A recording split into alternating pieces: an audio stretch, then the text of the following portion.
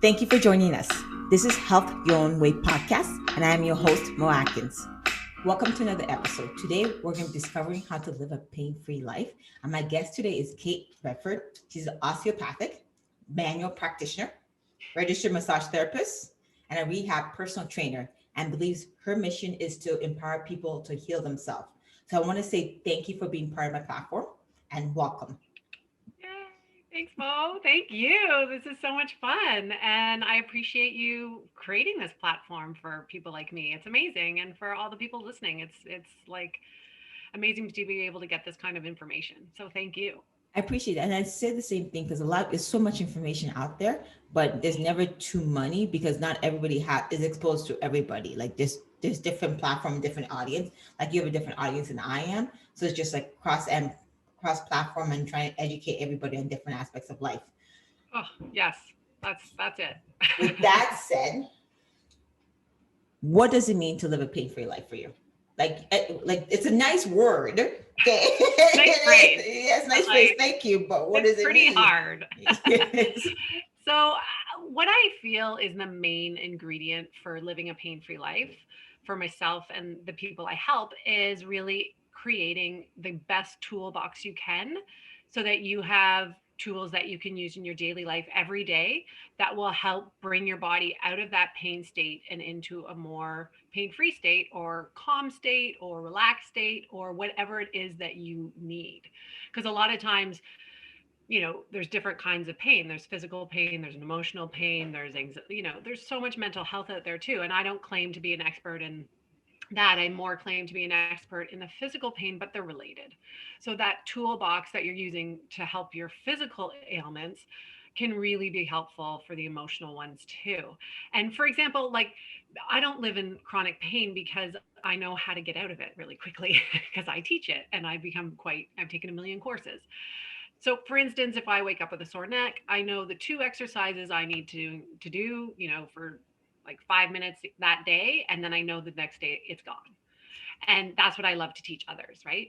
And I also know that if I wake up, when I'm my pregnancies, my right hip would start to get nervy.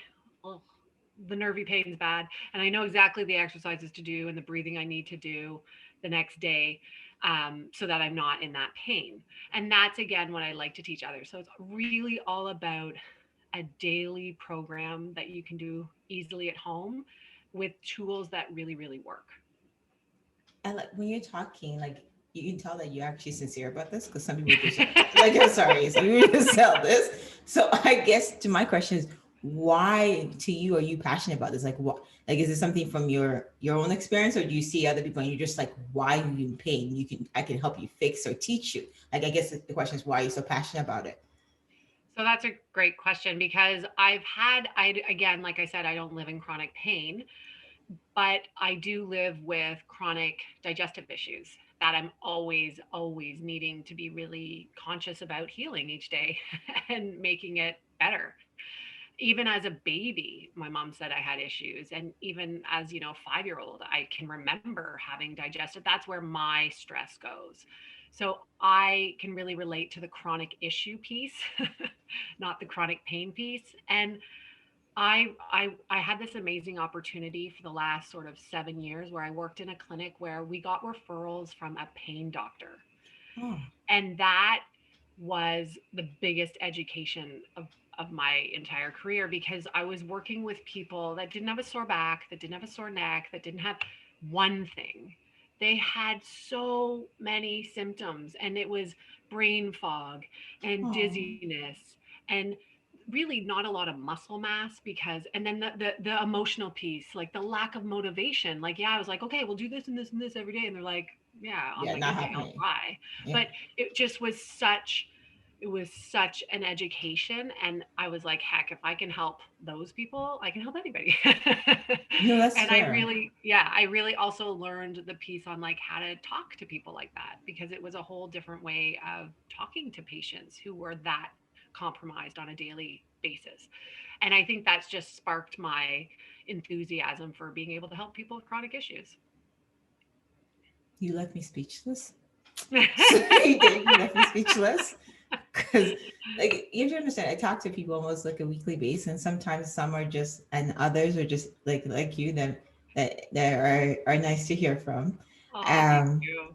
I think for it, while you're saying this, what are some of the misconceptions that you think society as a whole or people are not empowered to educate themselves? Because you said there's some people who lack motivation, but sometimes I feel like it's more than that. What are your thoughts?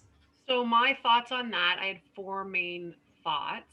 And one is it's really important what people that I've learned, what people hear obviously from their doctor and people like me, like what I say, I have to be careful, you know? So any practitioner, any person who you're going to who you believe knows a bit more because of their training than you do about the body, but really you're the only expert on your own body, I believe. But when you get that diagnosis or when you get that phrase that, oh, well, you'll just take these meds for the rest of your life, or, oh, there's nothing you can do. So I'll see you in 6 months and we'll just reevaluate. So when people get that kind of information, it's the worst because they believe it, right? And it that becomes a big hurdle to overcome that they can actually really shift their own health. And then, so that's number one. And number two is economics, sadly. I struggle with the fact that I'm expensive. Like when You I too. do my, I, Yeah. Okay, I'm sorry, I sir. Go ahead. Go ahead. Go ahead. but I mean, I'm so lucky here in Canada that we have access to healthcare and it's free with our OHIP card. However, I'm not free. And I feel like I'm a really important piece for a lot of people. And so access, I mean, a lot of people through their job here have coverage, which is phenomenal. It's not enough for probably what they need, but it helps. So the economics piece, I'm working on that. I'm working on that. Well, How you I can have to get have a living access. too. You need to pay Pardon? bills. I said you have to have a living as well. You Yeah, need yeah, to yeah, pay yeah, yeah. bills. Yeah, but I am working on sort of a way to create more access for people. Fair enough. That is part of my mission. So stay tuned. But that definitely is a limiting factor for some people, of course. And then the other thing I would say is their own beliefs. So is another limiting factor to healing your pain naturally is your own beliefs about it. And that's just because you live in a world where you're bombarded with mainstream information that doesn't promote that you can really do it. And the fourth thing, I made notes. So I'm actually just going to look at the fourth thing because I can't remember. Where is it? Oh, how another really important piece because I knew this was important, so that's why I looked. So the fourth thing is how long the person has had the chronic issue. So for example, I want to tell you about this person I worked with. I learn everything I know from the people I work with. Okay. I get the textbook information, but when I really learn is from you. So this person, Sue, I worked with, she could remember having back pain as a 5-year old. I mean, she can just remember this was an issue forever. Then she went and had 4 pregnancies. The fifth one was twins. Then she had to raise 5 kids. So she did a lot in her life with a lot of pain. She would take her cushions everywhere to sit if she went to someone's house. She was managing as best she could. I started working with her when she was in her late 60s, and she's Sorry, now this is 55 years old. This is 55 years of pain. yeah, 60 plus. Yeah. Yeah, no, you did your math. You're right. 5 years. Well, you remember. Five plus. She was late 60s. Now she's 82. And she's never been less pain free as she is now and in the last decade because we came a long way together. And all we did together and all she did on her own was exercise. Latterly, she did, she went to a naturopath and she also does a meditation class. Like she's very diligent with her exercises. She goes to the right classes for her and all that stuff. And she sees me regularly, but she really did it, is my point. And she's 82. And I keep saying to her, you're just going to keep getting better. That's how the body is designed. You're giving it what it needs. And this is the design. So when she gets a blip in her healing, she always gets better. She always gets better. So that is, again, my biggest education is people like that. I mean, I believe that and I know the body's capable of that. But when I see it and then I get to pump her to remember that that's what's happened to her, it's just that's what makes me want to sit here and tell everyone about this.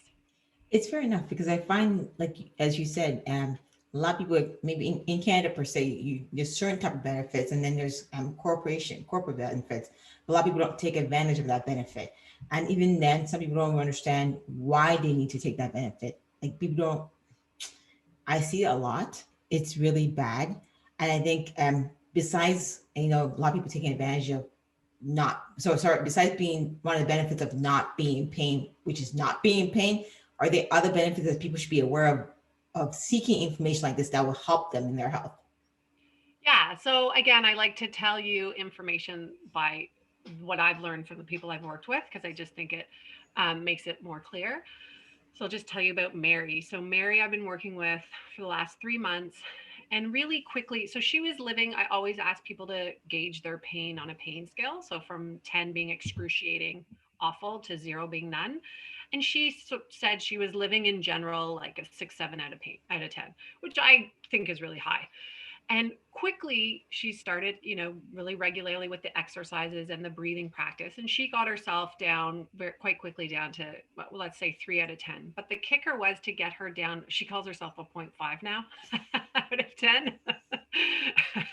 She really, so my program is about obviously posture and breath. I've been keep talking about that. So the exercises that you need to shift and the breathing, because they're obviously very related. The better we breathe, the better we move, the better we move, the better we breathe. Huge connection there. So once you get that nailed down, then there's the third part of the program that's all about retraining your brain. And the second we can start shifting perspective and getting clearer and less overwhelmed, then we get a lot more clarity on the pain and the cause. And that's what happened to Mary. So she got her pain down to a 3 out of 10. Boom, yay. But I'm like, there's more. There's more. We got to get it down lower, right? I don't want her ceiling. Her ceiling was here. Now it's here. I want her ceiling to be here.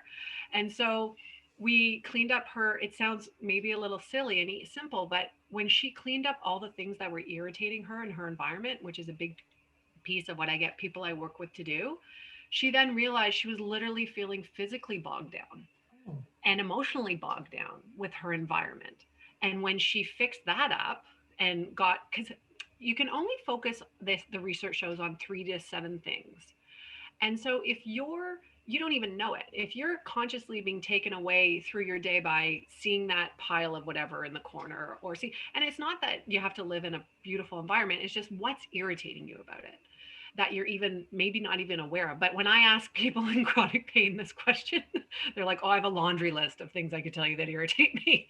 And it's irritating in relationships, and it's irritating at work, or it's irritating their work schedule. Or so we were working all that, all those aspects with Mary. And she was realizing, I don't connect with enough people. I love my friends, but I'm not reaching out enough. And when she reached out more, that was another player into decreasing the stress in her shoulders and her pain.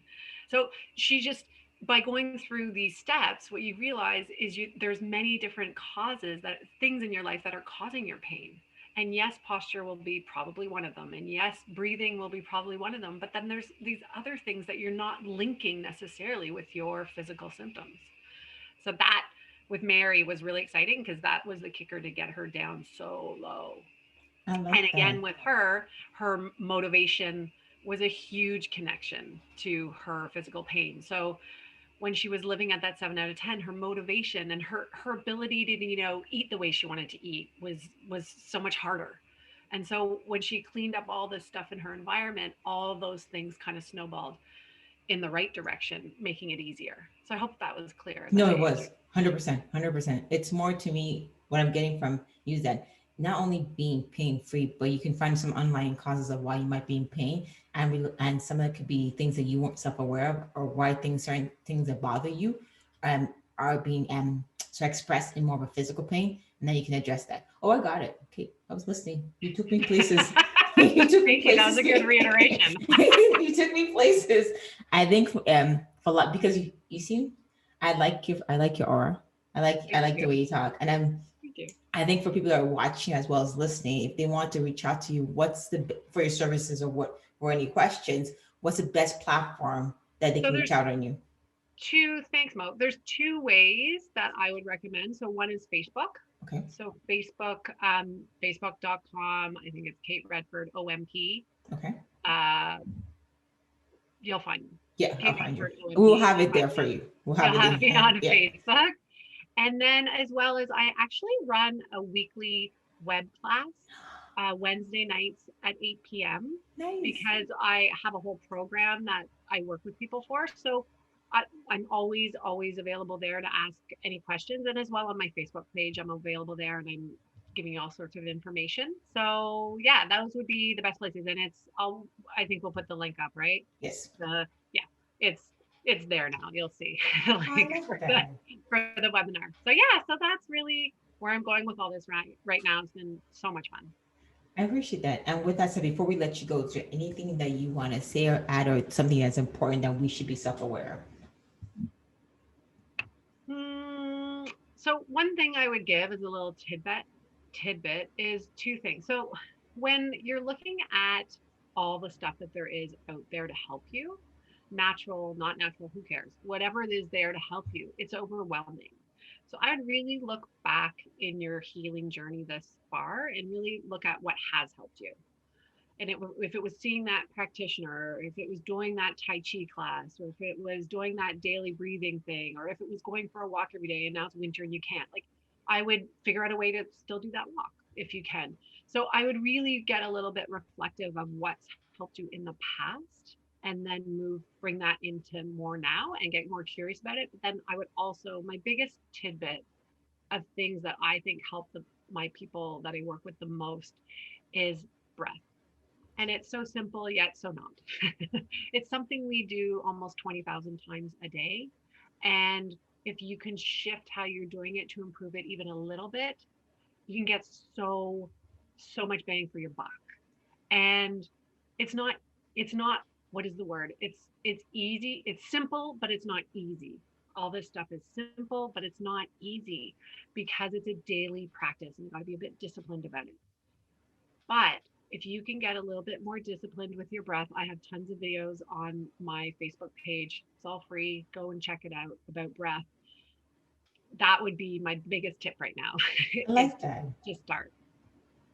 With that said, thank you for being part of this platform. This has been, Thank you. yeah, this has been fun. I enjoyed this. It was very enlightful. Thank you. I love this stuff. Obviously, I love talking about this. I can tell, like, I you can talk forever. We're glad to have you join us. Don't forget to subscribe, leave a comment, share with anyone that needs to be empowered and inspired, and don't forget to join us next week for the next episode of Health Your Own Way podcast. Have a good day, you guys.